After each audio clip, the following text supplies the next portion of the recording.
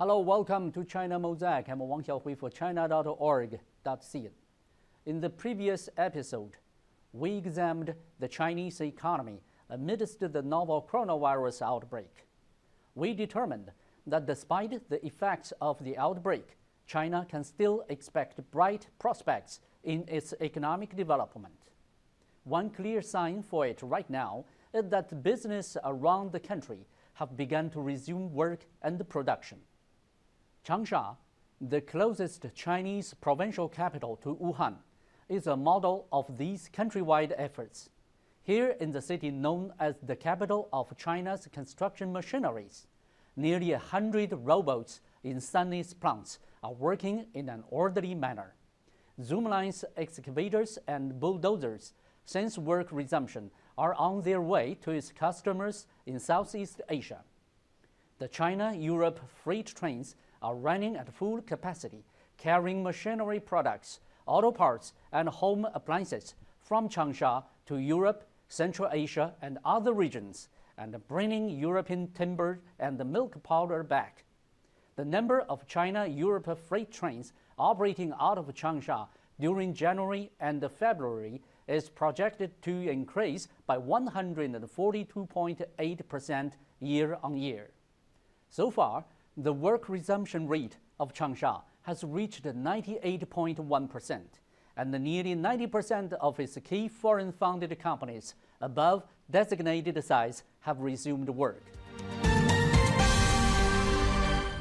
China's economic development and production resumption now face the two most practical and critical issues.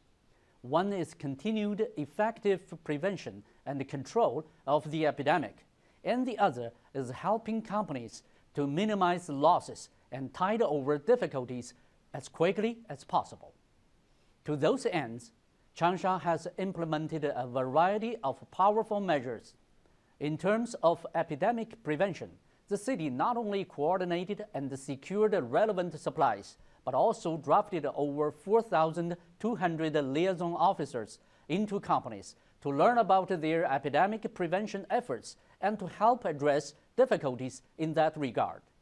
To support companies in Changsha, especially foreign invested ones and those specializing in foreign trade, to resume work and production and to create a favorable business environment, Changsha alleviated the operating burdens on companies through various preferential policies and measures.